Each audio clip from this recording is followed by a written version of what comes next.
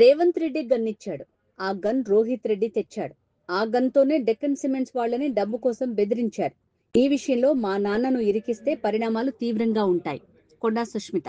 అందుకనే మా నాన్నకి ఎటువంటి ఏమన్నా జరిగితే మాత్రం నేను ఒప్పుకునేది లేదు. ఎందుకంటే రోహిత్ రెడ్డి సీఎం ఆఫీస్ నుంచి డైరెక్ట్ గా వచ్చి ఆయన ఆఫీస్ లో కూర్చొని సుబంధన్ పిలుచుకున్నాడు. మరి సీఎం ఇచ్చినట్టున్నాడు పిస్తలు. సీఎంఏ ఇచ్చుంటాడు కదా, ఇక్కడ నుంచి ఇక్కడికి వచ్చింది అని అంటే పిస్తల్ సీఎంఏ ఇచ్చుంటాడు కదా. మరి మా నాన్న పేరు తీసిండు అనుకోండి, ఈజ్ ఏ రిఫార్మ్డ్ నక్సలైట్ అండి.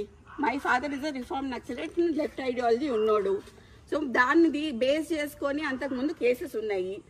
దే ఆర్ ఆల్ ఎగ్జిక్యూటెడ్, అన్నీ అయిపోయినాయి కేసెస్. మళ్ళీ ఇట్లా కక్షపూరితంగా చేద్దామని ట్రై చేస్తున్నట్టున్నారు.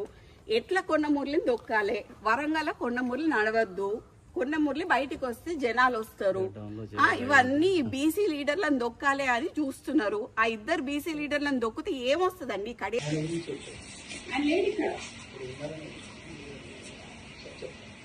లేదు చెప్పు, ఏంటి ప్రాబ్లం? ఏంటి ప్రాబ్లం? ఏంటి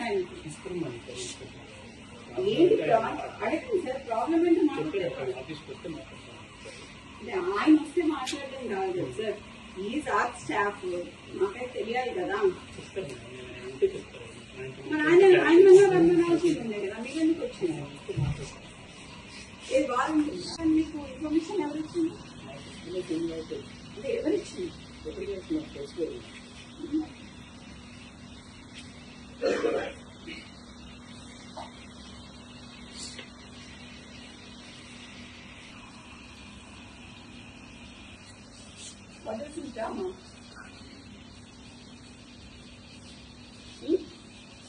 మూల మీద మనుషులను పెట్టుడు, మాకేరా మీలాగా చెప్పేటోళ్ళు టాటస్ మూలల్లో చేతి తీసేసి తిరుగుడు ఏంటి? దేనికి? ఆయన ఏం చేసిందని? అదే ఏం చేసింది సార్? ఒకటి చూపించినాక పిలుస్తాము, లేకపోతే ఎట్లా పిలుస్తాం? ఒకటి చూపియండి, తర్వాత పిలుస్తాం కదా. చూపియండి, చూపిస్తాం వీడియో. సో ఆర్ఎల్స్ నాకు ఆడియో వినిపియండి, వీడియో చూపియండి, ఏదైనా ఆయన మీద. ఇంతమంది పోలీసులు ఉన్నారు కదా సార్, ఇంతమంది అయితే ఉన్నారు కదా, చేయండి. మేమైతే చిన్నప్పటి నుంచి పోలీసు వాళ్ళతో లేకుండా అయితే లేం కదా సార్. వీళ్ళందరూ అయితే పోలీసు వాళ్ళే కదా, మీ వాళ్ళే కదా, మాట్లాడియండి. మరి ఈడ పోలీసు వాళ్ళని పెట్టుకోండు, రాత్రి 2 గంటలకి వాని అపార్ట్మెంట్ పోలీసు వాళ్ళని పెట్టుడు, చేసింగ్లు చేసుడు, ఏంటిది?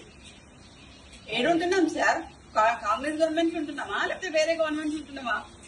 ఎట్లా అనిపిస్తున్నాం సార్? చూసి వస్తున్నాం. లేదు, you have come to my house, come to నా ఇంటికి. నువ్వు మఫ్తీలు వచ్చినావు ఇక్కడికి,